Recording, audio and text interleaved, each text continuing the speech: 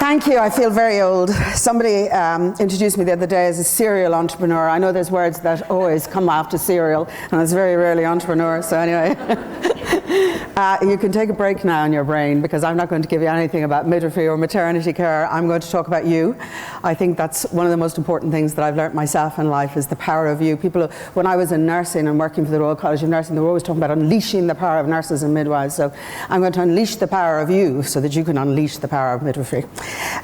First of all, a little bit about me. I grew up not too far from here in the Phoenix Park. So my father and my grandfather were both rangers. We live at the Gate Lodge at the North Circular Road. Anybody know that? Okay, great. And my mother still lives there, oldest living resident in the Phoenix Park. But if you say that, she'll murder all of you and then me. So let's not say that I say that, okay? But do tweet, by the way. It's hashtag Midwifery Forum, I think. And I'm at Norah Casey. I thought I put a very clever tweet up this morning to engage all of those people who don't know anything about what's happening here. I said, as Ireland gives birth to a new government, isn't it phenomenal that we have this festival today? So everyone kind of likes that. So. Anyway, do tweet, make some noise outside of here. The reason I told you about my background is my mother says this is your Angela's Ashes moment. But there were 8 of us in a 3-bed lodge, and the only wages that came in was my father's, an OPW wage. And I went to a deaf school, not too far from here either, in Stony Batter, called Stanhope Street. So the chances of somebody like me going on in life to do anything is pretty remote. When I go into that school, there's a photograph of a few people on the wall. One is Joan Burton, a lot older than me. And another one is me. And I always think, and I'm no spring chicken either, how sad it is that that school hasn't got more photos on the wall of young women who go out into the world. So I spend a bit of time going back there and talking to the young girls and helping them to believe in themselves, give them role models and icons. I suppose when I was growing up, if you asked me what I was going to be, I'd never have said a businesswoman. I never met one in my life. Maybe the woman who sold apples outside Dublin Zoo was the closest to a businesswoman and an entrepreneur I'd ever seen. So I simply didn't know that one existed. And you know that famous saying, if you can't see it, you can't be it. So at the age of 17, I went to be a nurse in Scotland, in Loch Lomond. It was a very tiny hospital called the Vale of Leven. And because of that, we kind of trained under the RAI in Paisley, and 6 wards, that's it. And once I'd finished my general nursing, I stayed on in coronary care, and I went over to Bangor in Edinburgh to study burns and plastic surgery for a year. And I think at that point, I kind of realized that maybe this wasn't my career for life. I say that to my son is 21, and like all his friends, they're struggling. What are we going to be? What are we going to do? And I say, there's a lot of research about young brains. When they reach 23, they finally begin to understand what it is they want to do in life. So you do see a lot of people who swap careers and swap college studies around the age of 23. So at 23, I found myself wondering what I was going to do. I applied for and got a job at the Royal College of Nursing. Trevor Clay was the General Secretary at the time. And I worked there for a number of years, 2 or 3 years, as a student officer, which was a fantastic career swap for me. So I suddenly had an office and a secretary and a car. Didn't know what to do with any of the 3 of them. And they trained me in public speaking, and they trained me in effective negotiation, and I was a very polished up mannequin that could go out and talk to news outlets and others. But at the end of that time, I didn't really know what I wanted to be, and I had a very good mentor, a man who said, why don't you do journalism? And I went off and did postgrad in journalism, tried to stay in the medical and nursing field for a period of time, working on peer-reviewed journals and nursing standard, launched evidence-based practice with the British Medical Journal, still the biggest achievement of my life. Most people see me as a dragon or somebody who's involved in consumer magazines, but actually the biggest thing I ever did was at the Cochrane Centre, the University of Oxford, David Sacker, who's sadly gone, and the University of Toronto, where we put in, I think jointly the organisations put in 3 million, and we started the ball rolling on a fantastic series of journals, which started with evidence-based medicine, then evidence-based practice. There's now, I think, 16 or 17 iterations, and it's translated into 22 languages around the world. So I still have my bound copy at home, and whenever anybody says, what's your biggest achievement, I say that. Because at the time, the World Health Organizations and others were saying the biggest inequality in the world wasn't really where you lived or how much you had, but the quality of the professional who's minding you, whether their knowledge is up to date. So it was a big issue for me. I guess I was around 30 when I took over as CEO and realized I was a terrible, terrible CEO. I wanted to still be friends with everybody who was making all the classic mistakes, and ended up at Ashridge Management College studying strategic management, which is still my default position to this day. Eventually, once you start to own businesses, you want to be your own boss, and I started to invest in other businesses, which is how I ended up on Dragon's Den. Now, I have some phenomenal Dragon's Den investments. I have a few where I'd have more fun putting that money down the toilet and flushing the chain. So I'll be honest with you, it wasn't always fantastic. So when you see people saying I'm out, it's always for a good reason. Anyway, on to what I really wanted to talk to you about today, and I'm going to segue into it, I think, in a nice way. Most of you know that I've changed my life considerably over the last 5 or 6 years, and I was on News Talk. I replaced Ivan Yates for just over a year, so by the way, that was some learning curve. If I told all of you to get up at 4 a.m. every morning next week, you'd probably be able to do it. I did it for over a year, so every morning, Monday to Friday, 4 a.m., and by the way, every evening a news conference at 6:15, and in my afternoons I was running a program called The Takeover. I did 13 episodes for RTE. So all the comedians were saying there's loads of jobs now, and it's just that Norah Casey has them all, you know. So anyway, there I am on News Talk, and it's early in the morning, and my editor said, we're now going to have a segment at 8:20, and it's with the author of Run Fat Bitch Run. Everybody know that author, Ruth Field? Yeah. So he said, I think probably Norah, appropriate for you. Chris Donahue had ran to the toilet anyway, because of what he knew was coming next, and I didn't know. So he said, okay, her follow-up book is called Get Your Shit Together. And if you say shit live on air at 8:20 while the kids are in the car being dropped off to school, I will murder you. We will get so many complaints. The BAI will be on top of us. I said, Gary, it's a bit difficult. Like, that's the name of the book. He said, I don't care. Whatever you have to do. And she's down the line from London. So Chris is gone. I'm on my own. I said, hi, Ruth. Fantastic to talk to you. Great to talk to you, Norah. I love that first book, Run Fat Bitch Run. What woman wouldn't? And the follow-up book, Get Your Act Together. She said, no, Norah, it's called Get Your Shit Together. I said, yeah, but Ruth, like, here we are, you know, kids being dropped off, we can't say that word, you know, let's try and find another word to use. Well, she managed to say shit 15 times before the next question came in. So I'm only saying that because everyone in this room is going to have some shit in their lives. There's no better way of putting it. And there's no point in me trying to massage it or make it better than it sounds. And if you haven't had it, it's all ahead of you. It's part of your life's journey. And unfortunately for some people, it comes out of sync. So for me, it was the death of my husband, and it was only a few months after my sister had died. So I guess I'd weathered the storm of my dad passing, and then these two big boulders happened at the same time. So I'm acknowledging, so you all know, she's up there talking about that, and I've had all my losses in my life. Everybody in this room knows what that feels like. And I'm bringing it up for a very good reason. I wasn't in the slow lane of life when Richard died. By no means. I had 15 investments. I was running a huge publishing company. I'm drowned listening to you talking about me. I think I must be 90. So I was working really, really hard, and I think I was flourishing. That's a really good word to use. Then out of the blue, Richard got sick, and within a few months he was dead. I'm not going to talk about that journey because I've done TED Talks and books and everything on the subject. But I can only say that as much as I found it difficult to learn to live without Richard, incredibly difficult, I also had to learn to live without the future we had planned together. And it was like, to use a car analogy, I'm driving along a road and a big bloody boulder just landed in front of me. And it wasn't pushing me into another lane, I was just crashed on the curb. I was incapable of moving. The other thing about being with somebody for a few months while they go through very difficult cancer is you stay in the moment. Because at no point are you going to wrestle your head into the future to think about a life without that person. So you get used to saying, is it snowing out? Are we having a cup of tea? What are we doing at lunchtime? You don't talk about Christmas or summer holidays or anything that's going to happen in the future. So when that person passes, that kind of feeling stays with you. Okay, I'm not going to think too much, but I'm going to get up out of this bed, I'm going to get my son up, I'm going to get him to school, I'll get into work, and the busyness you hope of life is going to save you.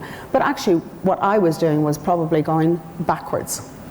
As much as I was crashed on the curb, I was constantly in my brain going back to the nicer times, looking at photos. I can still do that. I can still pick up an album and be lost for hours in it. So the temptation when you lose people that you love is that you don't necessarily look to the future. I knew that was going to be a real problem for me. It's a problem for everybody, regardless as to whether it's a death or grief or bereavement in your life. It could be the loss of a career. It could be somebody very close to you that suddenly struck down with ability issues, whether mental or physical. It could be something to do with a long lost loving ambition that you had that you no longer have again. So when I talk about adversity and I say it's not a matter of you not getting it, you're going to get it. The key question in your life is, how do you get back up again? Because if your cup isn't full, how are you going to help everybody else? How are you going to use that subliminal and beautiful communication skill you have and the interpersonal skills when you feel crap and you've dragged yourself in that day? Because you won't be flourishing. So my journey led me to ask myself a simple question. As much as I was trying to come to terms with this new life, you know, by the way, I didn't have a huge chapter planned with Richard. New Year's Eve, bottle of wine, what are we going to do next? We'd worked hard all our lives. We were mortgaged up to the hilt to buy those businesses. Nothing was ever handed to me on a plate. So I think, look, we're going to live off the fruit of our... So this future that I was now living was not my future. So then I kept saying to myself, are you done yet? That phrase went over and over in my head. Are you done yet? When you were growing up, and you imagined what you were going to be, all of that lovely nature or nurture or your parents or your schooling or that driving ambition inside you that said that you were going to be somebody. Are you done yet? If you do nothing for me today, have a quiet conversation with yourself, no rose-tinted spectacles. Are you done yet? Because believe you me, every person in this room has a long life expectancy. We've one of the highest in the world. 82, when you get to 60, 4 bonus years, you get to 86. But you know what? Vulnerable life expectancy is much lower in Ireland. So the reason I'm talking to you today is that if you start now and you buy into the idea that you can be alive for a very long time, you also know you have a future. I'll tell you why that's important. My search for my own, are you done yet, right, led me to do a little audit on my own life. Not a big word, more just looking back, you know, when you were growing up and all of those things. You know, my boy is 21, him and his friends sit on the counter, they're arguing, debating, they're talking about stuff, they're meeting new people, they're going out into the world, they're living at the most zoetic they can possibly be. Life enhancing. Their brains are sparking on all cylinder, all novelty and newness and the possibility of the future and what they're going to be. And you know what happens in our 20s? You're supposed to have the decade of indulgence. It missed me completely. But anyway, between 23 and 33 in Ireland, slightly older than some areas, it's supposed to be all about me, me, me. I have no pension, I have no mortgage, I have no ties, I'm just going to go out and buy loads of beauty products and style and go on long holidays and have the time of my life. I meet people in their 50s still chasing their decade of indulgence, by the way. So that's what's supposed to happen. But let's go on to the nicer stuff. When you get into your 30s, you start to settle down, 33 onwards, either with man, woman, I don't know, sometimes it's a career, sometimes it's a mortgage, but you become a little settled, right? And things start to go a little bit more by rote. You get up in the morning, you're going into work, you come home in the evening, you might be tired, you might have something to eat, put the kids in the bath, put them to bed, get up the next morning, go into work, and then before long, well, it's Friday, we always go to the Indian on a Friday. Why would we go anywhere else? It's always fish on Wednesday. What, you're changing it up? And I go on holiday to the same place every year because you know what, it's just grand. I know exactly where I'm going to land. I know where I'm going to stay. I don't even have to think about it. Your hair, maybe your hair is the same way as it used to be. We start listening to music that used to make us get up to dance when we were in our early 20s rather than listening to new music. Our friendship circle gets smaller and smaller. Unlike my son, I'll go into a room and my friend will say, don't sit with him, he'd have a row at himself. The worst thing we can think of is to sit next to somebody who might want to discuss the Sinn Féin Fianna Fáil coalition. Like, get away from me. We just like having nice bland conversations with our friends and we know exactly what they're going to say before they say it. Because we know them for so long, we know all their views, and it's nice and gentle. Well, your brain hates all of that. Hates it. It hates you to live in a life where there's no fear, there's no challenges, there's no novelty. And I'm okay if you get to 40 or 50 and say, oh my God, how did I get here? And you arrive subconsciously, but I'm the one giving you the kick today to say, have a think about you're okay with this subconscious living. Because it happens to humans. I don't know why it happens, but it does. And then, God forbid, you get into your 40s You're not looking to the future. I'd like to be frail and elderly like my parents and grandparents. You're whacking on all that anti-wrinkle cream and trying to figure out ways that you can stay younger and look younger. So you're not looking to the future. And I'll tell you why that is terrible for you. As much as the subconsciousness of the 30s and 40s and living by rote and becoming more routinized and not challenging yourself and not doing things that are different is bad for your brain, not looking to the future is the worst thing you can do. In my search for Am I Done Yet? I came across this amazing man. He calls me his Irish stalker, I think in a very affectionate way. He's in Australia, he's an anthropologist. His name is Thomas Studendorf. He wrote an amazing book called The Gap, What Separates Us from the Animals. Slight geeky twist, I'm coming back. So he said, he's always believed, unlike Darwin, that we are a slightly different branch on the chain of humanity. Right, so Darwin thinks that we are more evolved than the other species, but we share all the same traits. Thomas Studendorf and now the top 7 or 8 anthropologists in the world believe that actually we are a slightly different branch, and we have 2 things that nobody on the planet has. Humans have 2 things that make them uniquely human. So I'm a total animal nut. I grew up in Dublin Zoo, as you've just heard. I go all over the world. I spend a month in Africa every year. I've just been to Cambodia. I go to sanctuaries everywhere. I'm a total animal nut. I know that an elephant talks, the matriarch, to the other elephants. She will signal, we're going in this direction, and they'll all follow her. I've seen dolphins and sardines that can communicate with each other. You certainly see monogamy in nature. You see love. You see the love between a mother and a baby. Save for these 2 things. One will not surprise you. Human beings have an insatiable need to communicate, regardless as to whether it's useful or not. We sit in a bar stool and talk to a complete stranger for no reason except we like our minds to be connected. Today you'll chat to people you've never met before. There's no reason for you to do it. You're not saying, hey, there's a lion coming, we might be eaten, or let's go in this direction. You're just having a chat because you like to communicate. Humans are hardwired to swap stories and share experiences. I'll tell you as an aside what's interesting about that. The best brains of your generation, my generation, haven't been spent curing cancer. The best brains of our generation have been spent finding more unique and novel ways for us to swap stories and share experiences.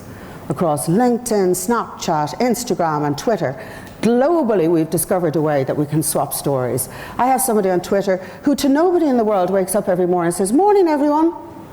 Just feels like they want to connect with anybody who's about to watch their tweets. That's not the novel thing, right? That's the interesting thing. The novel thing, and the one thing that really will impact on all of you, is inside all of you there's a little superpower. It's incredible, and you probably don't even know you have it. You have the ability to mentally time travel. If I said to all of you in this room, go back to your earliest memory, not one planted by your siblings or your parents, but genuinely, what did you remember the earliest in your life? Your brain has the ability to go right back to that moment and to remember it. And by the way, when an emotion is attached to a memory, it's stored higher in your brain.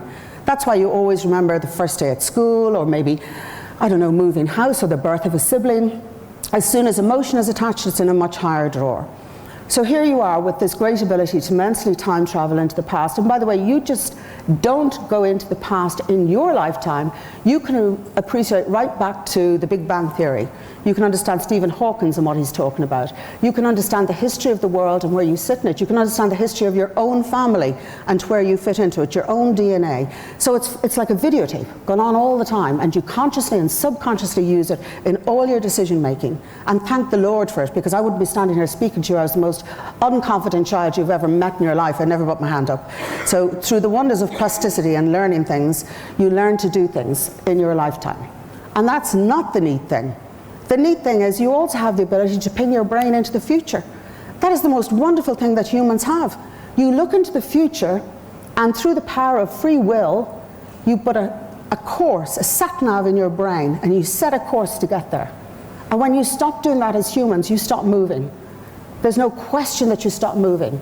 You stop going forward in your life. You stop thinking about what you might achieve. Not only are you standing still, you're going backwards. To go back to my car analogy, here am I locked on the curb. I can assure you no bloody sat-nav and no petrol in that tank either. So when you just realize, I called my TED talk, the cure for grief is motion. because until you are moving forward, you are not propelling yourself in your life. So when you ask yourself that question, am I done yet? And do you understand the power of your brain to take you places? By the way, a typical sales technique in business is to sit in front of all of your salespeople and let them imagine what they might win if they got their target. I heard somebody recently do it very effectively for a red, I don't know what it was, but it was a soft top, and he had videos of it, and every single person in that room imagined themselves driving that car. And that's the great thing about the brain, it's a little stupid. And if you tell it, that's what's going to happen. It starts to work towards it. By the way, and that's why, just a little anecdote for your dinner party discussions, when you say, I'm going out on Friday night, I haven't been out for 4 months, and I'm going to have a whale of a time, it's going to be the best night ever, and you live all week for that, and it turns out to be the most miserable night, as they often do, and you're at home having coffee at 10 o'clock, that's because your brain is grief-stricken, because you told it was going to be the best night, and it isn't. Anyway, here you are with the dumbest brain on the planet, but actually doing nothing and enjoying life because you're enjoying life, doing nothing that's going to terrify you or take you out of your comfort zone. If you say to your brain, every person in this room has an ambition, I know it. You may not have thought about it for a while, but I know you have it. Inside of you, it could be, I'm going to leave that man or woman. I get letters after some of these talks. Actually, 4 members of my staff resigned after one of them. Thank you, Norah, you're right. I'm not leading my best life. But when you say to yourself, what's your little ambition? Did you always want to do an MPhil? Is there something you always wanted to study? I'm trying to climb Kilimanjaro. My brain will kill me before my body because I did Cairn and broke my kneecap. But anyway, I'm back on training again. So what's inside you? What is it that you want to do? Where in the world did you want to travel to? You know, in my lifetime, when I'm sitting there, by the way, with Richard, we didn't discuss the house extension or, you know, the new car or the new dress or any of those things. We discussed all of the fantastic moments we had in our lives, all the times when we had time together with family and friends, and we laughed and we went on holiday and we shared experiences with people that we love. So whatever it is you want to do, upgrade yourself. Never ever imagine that you have to do everything on the cheap, because you spend money on that and don't be worrying about the bloody car or the house extension. Those things matter far more to you in your life. You know, I hear people saying, well, it's only a 2-week holiday, man, I could suffer in a 2-star. And I go, no, that's not how you do it. You have to make it fantastic. So anyway, I've done the hard bit for you now, right? So you have to do a little self-audit. Don't be imagining that you're there because of luck. Nothing happens because of luck. You are where you are right now in your life, in this moment, sitting on your seat in this room, exactly because that's where you are. Nobody gave you the luck. You managed it, you achieved it, you got here. But at some point you might have stopped thinking about where you're going next. For all the Richards out there who don't get to live their potential, he died at 48. There are many people in hospices in Ireland who are facing the same fate. For all of those women in Sierra Leone who don't wake up saying, how's their son going to get to UCD? And yes, that was my worry this morning. They think about, where am I going to get clean water and food for my child? And their life expectancy is 29. For all the people who have ability issues, whether they be physical or mental, who never get to achieve their potential. Each one of you, standing there or sitting there with your own 2 legs and your heart pumping and your brain on fire, you should be achieving all the potential you can in the world, because you have a moral imperative for all those people who can't. I would say one thing to you that we'll finish on. When I talk about the power of you, and I once, you know, thought that the title of my book could be Dazzle, and then I realized it was probably a little bit too high-fetching for most people, the idea of dazzling. But anybody in this room who has fallen in love has already dazzled.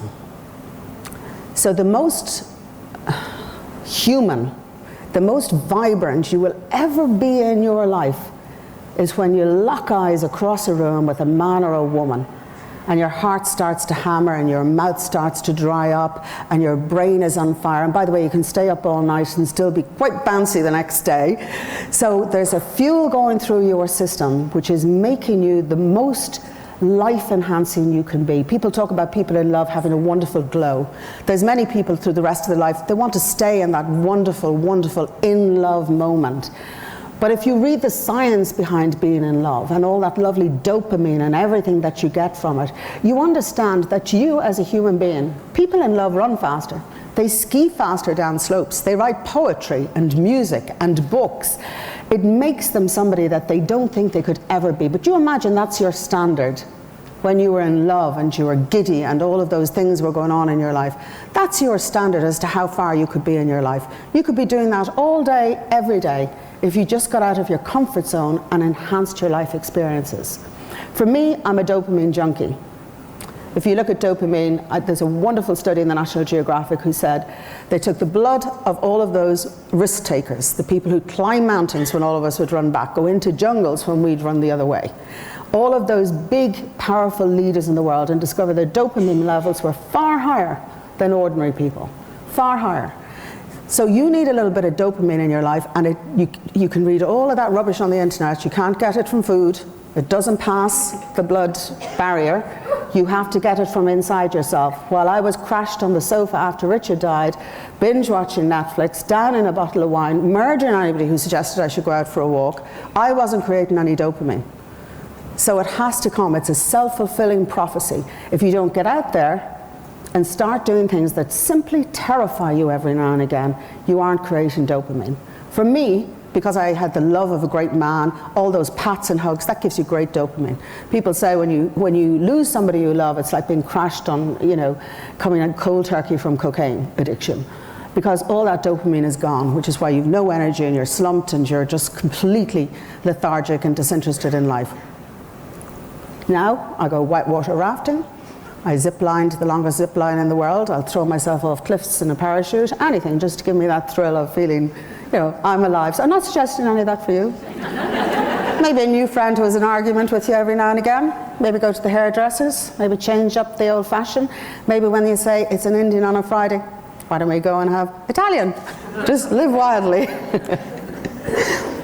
The most important message to you is, although your brain is very reliable up to this moment, and all of that little videotape that's going on in your life, it's all there, and you can use it, not use it. The most difficult thing is when you set the sat-nav for the future, because it's very hard for your brain to understand how to get there, because you've never been there already. I was very lucky when Richard passed, and I was going through my own transition in life towards what I am now. I had Mags Casey, my mother. And as she says, there are a lot of things that mothers shouldn't have to pass on to their daughters, but I'm very grateful she did, because she had learned from my father's passing. So I had a wonderful person who was already in the place I wanted to be. So the reason I come and talk to people like you today and all day, every day, is because if you don't have a Mags Casey in your life, me coming and telling you my story, it allows you to see that I'm in a place which was unimaginable 5 years ago, and you could be in that place too. Thank you for listening to me.